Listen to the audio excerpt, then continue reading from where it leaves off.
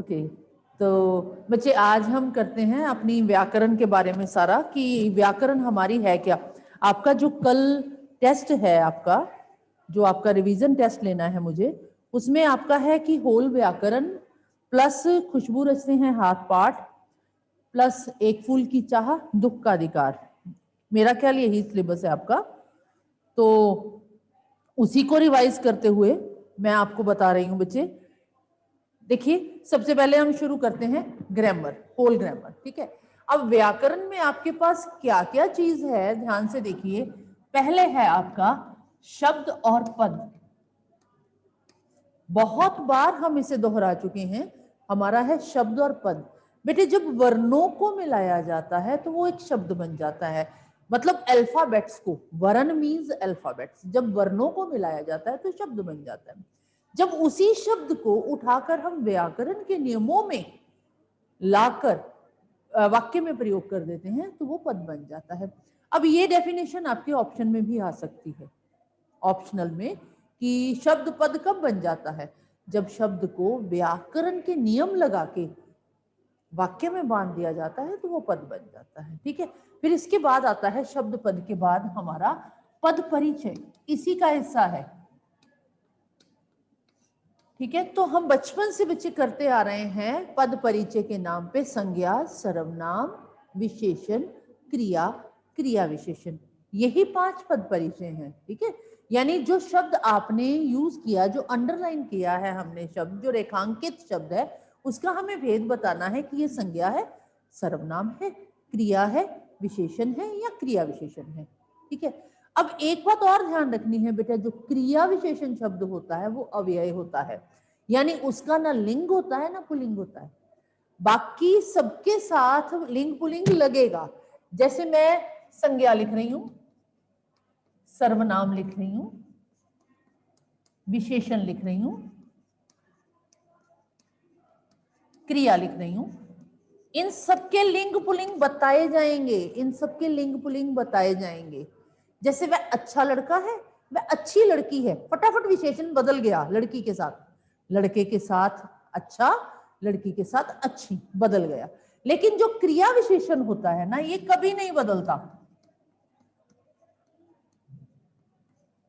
ये कभी नहीं बदलता। इसके आगे हम हमेशा लगाते हैं अव्यय, ये हमेशा अव्यय होता है, ये कभी भी परिवर्तित नहीं होता, ओके। जैसे मैं कल आऊंगा, हम कल आएंगे, बच्चे कल आएंगे, अध्यापक कल आएंगे, यानी मैंने बच्चे लगाया, अध्यापक लगाया, हम लगाया, कल शब्द परिवर्तित नहीं हुआ, कल कल ही रहने वाला है, ठीक है। इसके साथ हमें लिंग पुल्लिंग बताना होगा, एक वचन है, बहुवचन है, स्त्रीलिंग है या पुल्लिंग है, ये हमें बताना होगा। इनके साथ अव्यय लिख देना होगा हमें, ठीक है। ये है पद परिचय जो हम बहुत बार कर चुके हैं, ओके। इसके बाद सेकंड चीज आती है हमारी वाक्य। अब वाक्य हमारे अर्थ के आधार पे हैं सिर्फ, ठीक है, और अर्थ के आधार पर वाक्य के बच्चे 8 भेद हैं, ओके। अर्थ के आधार पर वाक्य के जो 8 भेद हैं वो हैं हमारे, सबसे पहले विधानवाचक, विधान, ठीक है, फिर निषेधवाचक, फिर प्रश्नवाचक, फिर विस्मय आदि। पहले तो ये 5 जो आप साधारणतः आपको पता होते हैं। विधानवाचक मीन्स सिंपल सेंटेंस, मैं पढ़ रहा हूं, मैं पढ़ूंगा, मैं पढ़ने जाऊंगा, ठीक है, मैं समझ रहा हूं, मैं समझकर चला जाऊंगा, सारे वाक्य विधानवाचक हैं। निषेधवाचक वाक्य नेगेटिव, मैं नहीं पढ़ रहा, मैं नहीं जाऊंगा, मैं नहीं करूंगा, फूल मत तोड़ो, ये सारे नेगेटिव, ठीक है। प्रश्नवाचक आपको पता है, इंटेरोगेटिव सेंटेंसेस सारे प्रश्न वाले, आप कब जाएंगे, क्या लाए हैं, सारे ही प्रश्न सूचक होंगे। विस्मय आदि जिसमें हैरानी की बात हो रही है, संबोधन हो रहा है, ठीक है, हैरानी, गुस्सा, इस तरह के वाक्य। छी, आपने गंदा काम किया, अच्छा आप फूल तोड़ लाए, इस तरह के वाक्य विस्मय आदि वाक्य होते हैं, ठीक है। इसके बाद 4 के बाद 4 और हैं जिनमें थोड़ी थोड़ी कंफ्यूजन होती है। ठीक है, उन चारों में पहला वाक्य तो हम लेंगे बच्चे आज्ञावाचक। अब आज्ञावाचक वाक्य जिसमें ऑर्डर किया जा रहा है, एक गिलास पानी लाओ, तुम वहां जाओ, जिसमें ऑर्डर किया जा रहा है। रिक्वेस्ट भी हो सकती है, कृपया एक गिलास पानी लाइए। रिक्वेस्ट भी हो सकता है, ऑर्डर भी हो सकता है। आज्ञा में दोनों चीजें हो सकती हैं, निवेदन भी हो सकता है और आदेश भी हो सकता है। आज्ञा के बाद है इच्छा। इच्छा, इच्छा होती है मेरा दिल कर रहा है, मेरी इच्छा है आप अधिक नंबर लें, मेरी इच्छा है आप क्लास में प्रथम आए, मेरी इच्छा है सभी बच्चे अच्छे कार्य करें। ठीक है, ये है इच्छा। आप अच्छे अंक लें, आप अच्छे, जिसमें इसमें शुभकामनाएं भी हो सकती हैं। ठीक है, इच्छा। भगवान आपकी आयु लंबी करे, मेरी इच्छा है कि आपकी आयु लंबी हो। ओके, इच्छा। इच्छा के बाद है संदेह और संकेत। अब जैसा कि नाम से ही क्लियर है, संदेह मीन्स डाउट, शायद, डाउट है। शायद आज कक्षा में सभी बच्चे आ जाएं, शायद आज कोई भी ना आए, शायद। ठीक है, और संकेत में इशारा देंगे, अगर सभी आएंगे तो ही मैं पढ़ा पाऊंगी, यदि आप समझना चाहेंगे तभी मैं समझा पाऊंगी। ठीक है, संकेत दिया जा रहा है, अगर बादल गरजेंगे तो बारिश होगी, संकेत।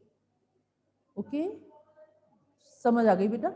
तो ये थे हमारे वाक्य अर्थ के आधार पर, इन्हें पहचानना होगा, इन्हें पहचानना होगा और सिर्फ पहचानना ही होगा। वो नहीं बेटे, संदेह में तो है शायद, डाउट है मुझे, वो तो इंटीमेशन दी जा रही है ना, अगर ऐसा होगा तो ऐसा होगा। हाँ जी विनीत, कुछ पूछना चाह रहे हैं आप बच्चे? Unmute yourself Vineet. Good morning ma'am. हाँ मॉर्निंग बच्चे, क्या पूछना? Good morning ma'am. क्या पूछना? एक बार दोबारा बता दो। क्या बता दूं दोबारा? एक बार दोबारा बता दो। अच्छा मैम शब्द पद में वेटिंग रूम में थी ना। हाँ हाँ, तो ओके ओके ओके बेटे, तो पता नहीं लगा। शब्द पद देखिए बेटा दोबारा, शब्द है वर्णों का सार्थक समूह। ठीक है, पद है जब वही सार्थक समूह शब्द मतलब वाक्य में प्रयोग हो जाता है तो वो पद बन जाता है। ठीक है, शब्द जब वाक्य में प्रयोग कर लिया जाता है तो वो पद बन जाता है। उसके बाद है पद परिचय। तो मैंने बताया पद परिचय हम करते आ रहे हैं ऑलरेडी। पद परिचय है, संज्ञा है, सर्वनाम है, विशेषण है, क्रिया है, क्रिया विशेषण है। अब सबका लिंग पुल्लिंग होता है, सबका वचन होता है। संज्ञा शब्द है, उसका वचन होता है, जैसे लड़का, लड़का चला गया, लड़के चले गए, बदल जाता है। ठीक है, लड़कियां चली गई, यानी उसका लिंग भी होता है, वचन भी होता है। ऐसे ही सर्वनाम का लिंग भी होता है, वचन भी होता है, साथ में देना होता है। विशेषण का भी लिंग भी होता है, वचन भी होता है। क्रिया का भी लिंग होता है, वचन होता है। ठीक है, और क्रिया विशेषण शब्द जो है वो अव्यय होते हैं हमेशा, ये मैंने पहले बताया। उसके बाद हम वाक्य कर रहे हैं अर्थ के आधार पर बेटे, विधान, निषेध, प्रश्न, विस्मय आदि।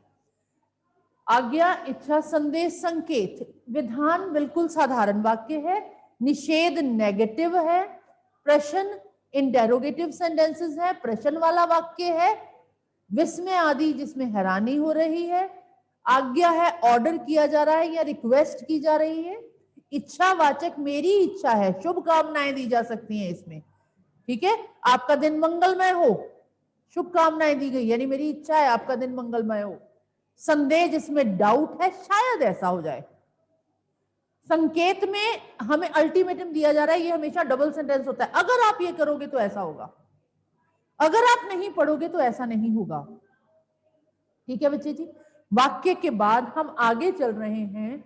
हमारा जो नेक्स्ट टॉपिक है बच्चे वाक्य के बाद, वो है अनुस्वार अनुनासिक।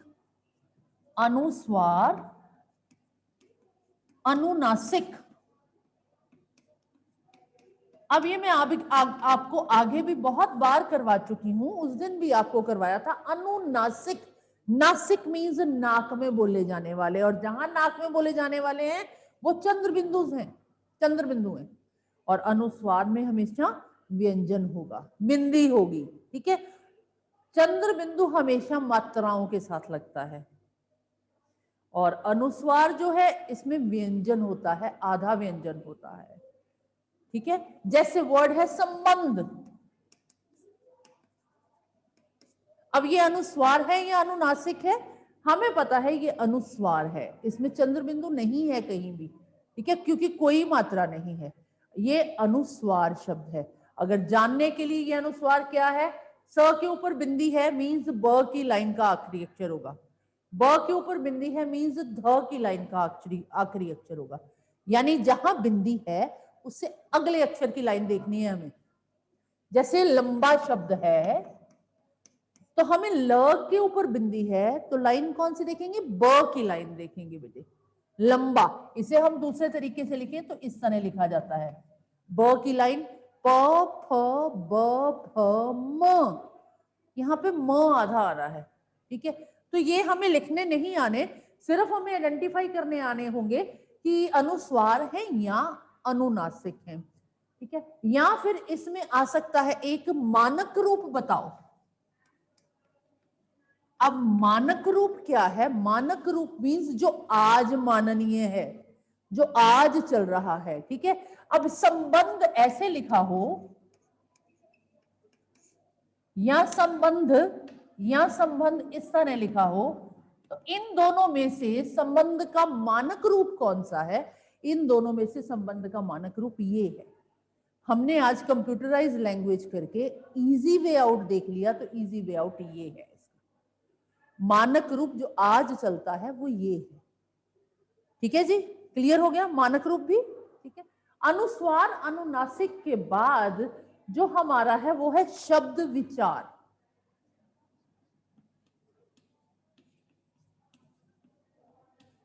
अब शब्द विचार आगे तीन हिस्सों में विभक्त है बेटा, तीन हिस्से हैं इसके। इसमें है एक पर्यायवाची शब्द, एक है इसमें विलोम, और एक है इसमें भिन्नार्थक।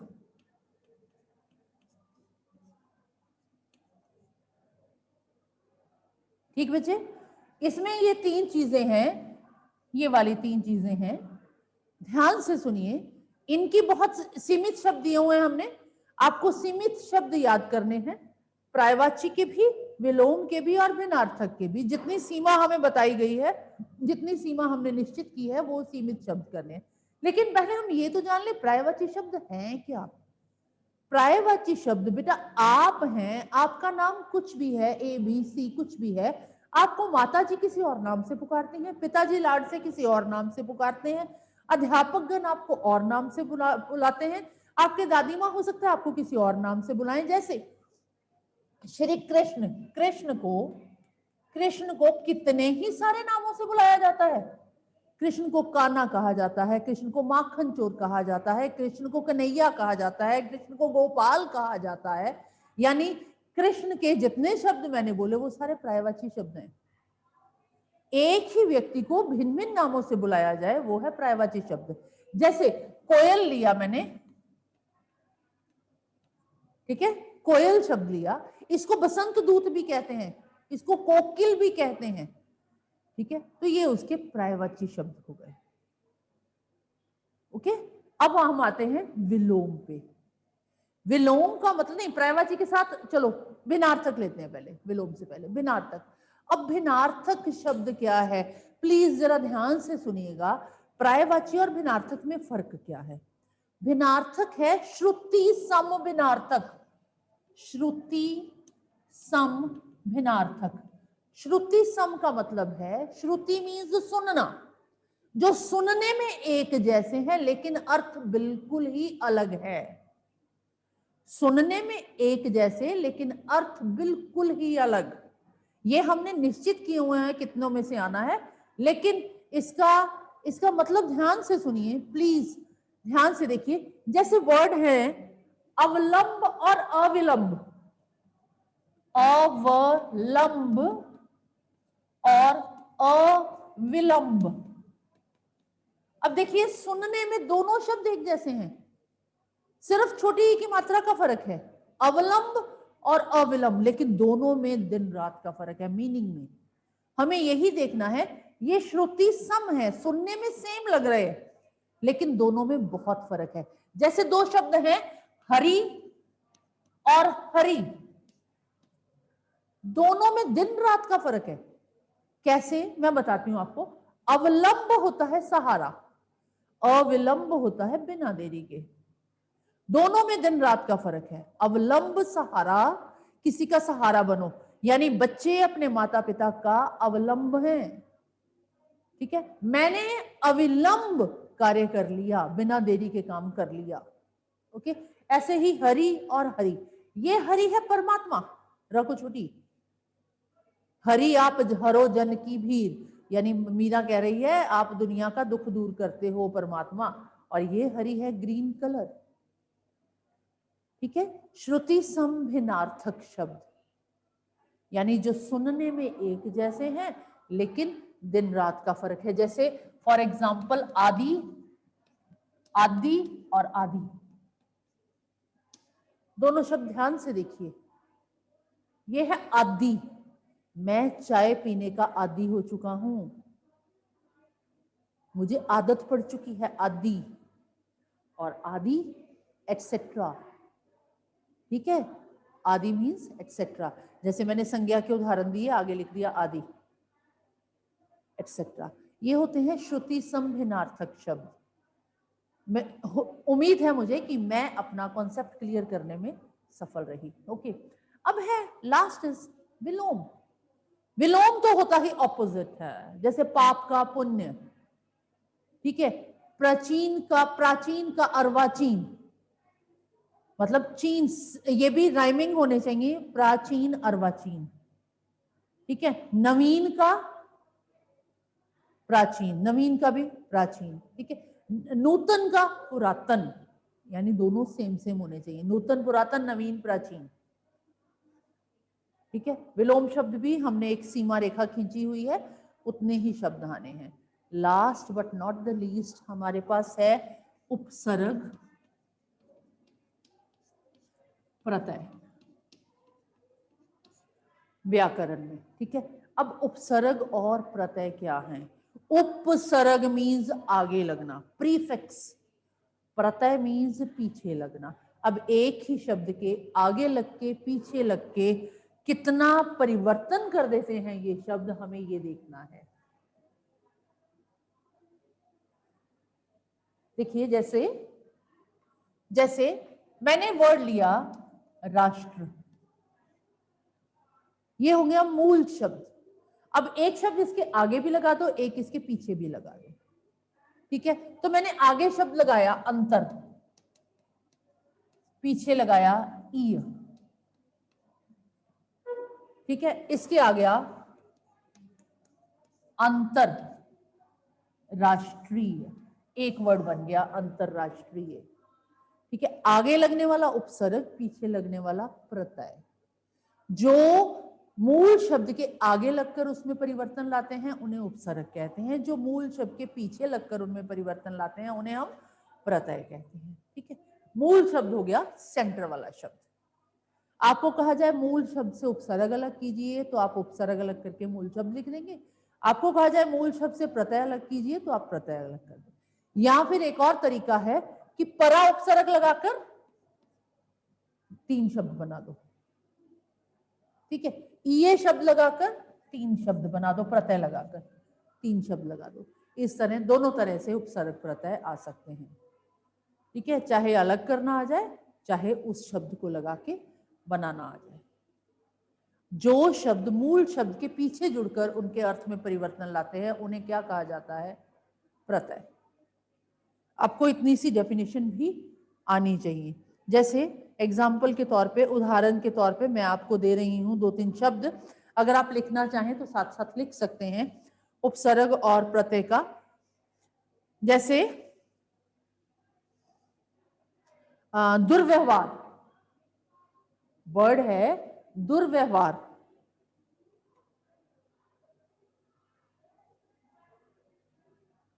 देखिए वर्ड लिखा जाता है दुर्व्यवहार,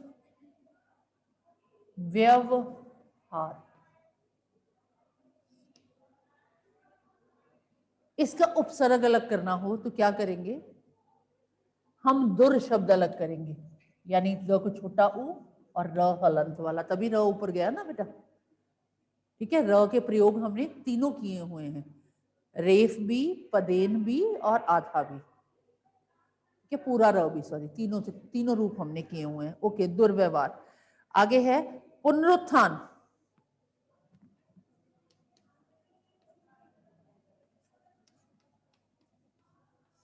अब इसमें क्या होगा, पुनः प्लस उत्थान, पुनरुत्थान। ऐसे ही आगे शब्द है, प्रत्यय अलग कीजिए, समझदार, समझ प्लस दार। और नेक्स्ट है सराहनीय, सराहनीय, सराहनीय। सराहना प्लस ईय, सराहना प्लस ईय। ऐसे ही है मान प्रत्यय के योग से दो शब्द बनाएं, मान प्रत्यय लगाकर, मान प्रत्यय लगाकर दो शब्द बनाएं।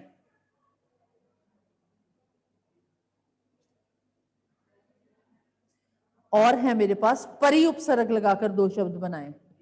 ये मैंने परि उपसर्ग लगाकर दो शब्द बनाए, परिकल्पना, परिणाम, परिमाण। ओके,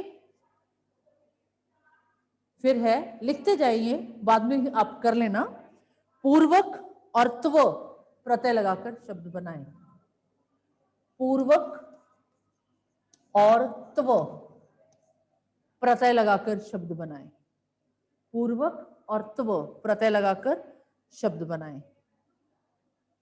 अगला है आजीवन में से मूल शब्द और आजीवन शब्द में से मूल शब्द और उपसर्ग को अलग कीजिए।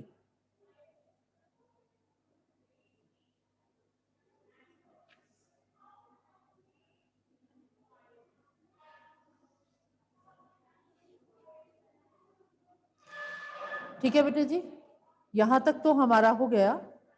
इसके बाद जो हमारा कल के सिलेबस के लिए कल का जो रह गया वो रह गया, एक फूल की चाह, खुशबू रचते हैं हाथ और दुख का अधिकार। तीनों लेसन ही बिल्कुल सरल हैं। अगर आप चाहें तो मैं आपको तीनों लेसन्स के बारे में शॉर्ट समरी बता सकती हूँ। एक बात और याद रखिएगा बेटे, कविता का प्रतिपाद्य लिखो, वर्ड देखिए, नोट डाउन दिस वर्ड, कविता का प्रतिपाद्य।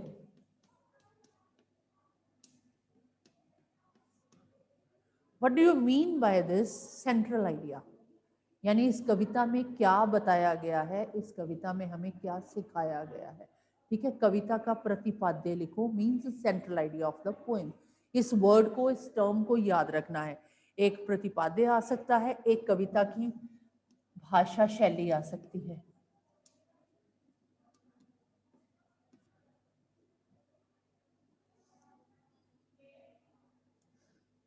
ठीक है, अब भाषा शैली में आप क्या क्या लिखेंगे, इसके अंतर्गत क्या क्या आते हैं,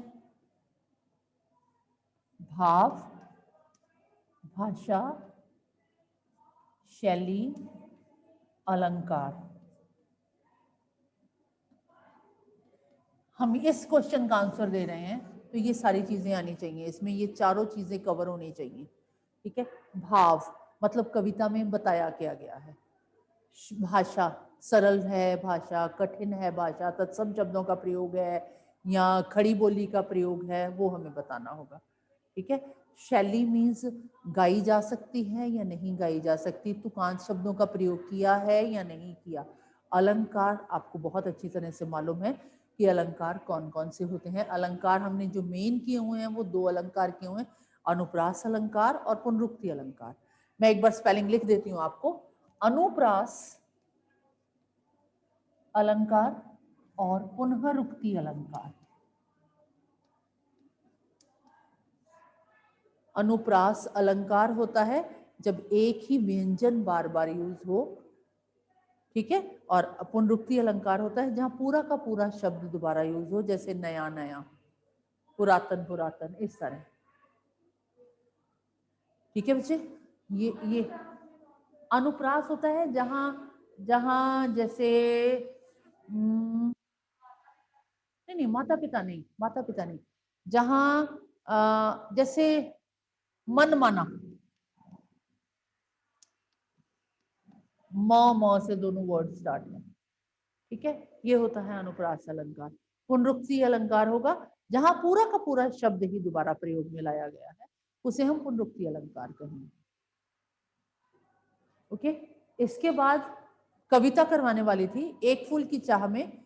एक फूल की चाह में बेटे, एक फूल की चाह किसको है? सुखिया को है, क्योंकि सुखिया का पिता उसकी अंतिम इच्छा पूरी करना चाहता है और मंदिर चला जाता है, अछूत है। यानी एक फूल की चाह कविता में छूत अछूत समस्या पर निर्धारित है। एक अछूत अचानक सॉरी मंदिर में चला जाता है तो उसे पकड़ लिया जाता है। उसकी बेटी मरनासन है, मरने वाली है, पर वो अपनी बेटी की ना अंतिम इच्छा पूरी कर सकता है, ना ही अंत के समय में वो अपनी बेटी के पास होता है। जब वापस आता है तो उसकी बेटी मर चुकी होती है। इस कविता में बेटे मंदिर की सुंदरता का, भव्यता का वर्णन किया गया है। मंदिर शैल शिखर के ऊपर है, मंदिर के अंदर का माहौल कैसा है, मंदिर के बाहर का माहौल कैसा है।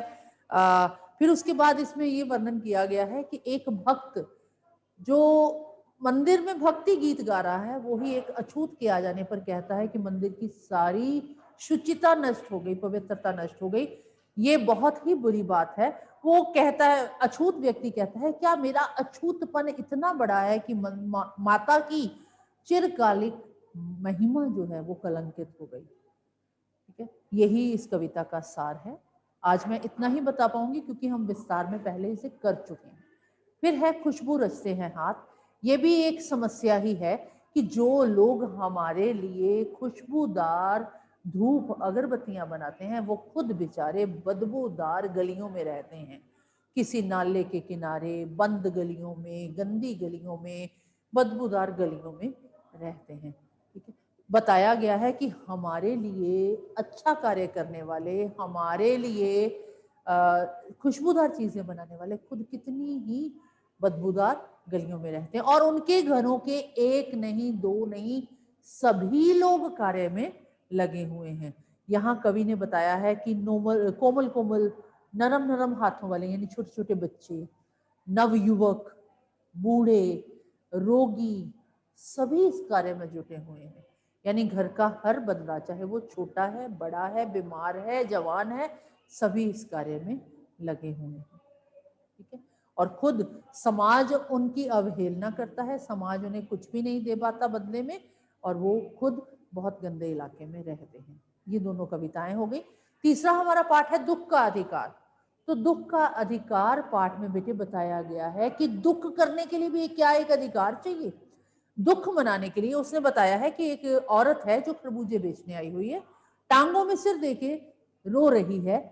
पूछना मतलब उससे लेखक पूछना चाहता है कि आपको क्या हुआ, लेकिन क्योंकि लेखक के कपड़े बहुत साफ सुथरे पहने हुए हैं, वो फुटपाथ पर बैठ नहीं सकता। ठीक है, क्योंकि जो हमारी लेखक ने बताया, हमारी वेशभूषा जो है हमें निम्न वर्ग के लोगों से बात करने में अड़चन बनती है।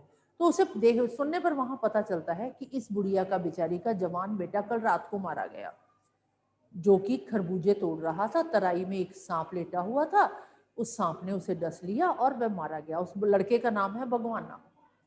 ठीक है, तो बच्चे वो बुढ़िया खरबूजे बेचने क्यों आ गई? क्योंकि घर में उसकी बहू बीमार पड़ी है, एकमात्र बेटा था जो मर गया। अब दो पोते हैं जो कि भूख से बिलख रहे हैं। उनकी भूख को देखते हुए वो खरबूजे बेचने आ गई।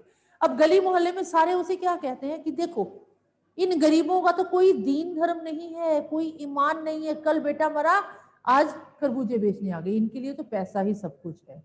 तो लेखक को एक ऐसी स्त्री की याद आई जो कि संभ्रांत महिला थी, अच्छे घर की महिला थी, उसका भी बेटा मर गया था, उसे हर आधे घंटे बाद मूर्छा आती थी, उसके सिराने एक डॉक्टर बैठा हुआ था जो उसे बार बार उसका इलाज कर रहा था, लोग बैठकर उसे हवा दे रहे थे। तो लेखक ये सोचने पे मजबूर हो गया कि क्या उसका दुख और उसके दुख में कोई अंतर है? उसका भी बेटा मरा, गरीब का भी, और इस सम्रांत महिला का भी बेटा मरा, लेकिन दोनों के दुख में क्या अंतर है? तो अंत में लेखक ने ये बताया कि शोक करने और गम मनाने के लिए भी एक सुविधा चाहिए। एक अधिकार चाहिए। यानी पैसे वाला व्यक्ति शोक भी मना सकता है, दुख भी मना सकता है। हम गरीब व्यक्ति के दुख को दुख नहीं समझते। ठीक है बच्चे, ये था इस पाठ का सार। उम्मीद है आप पूरी तरह से तैयारी करेंगे और कल की कक्षा परीक्षा ढंग से देंगे।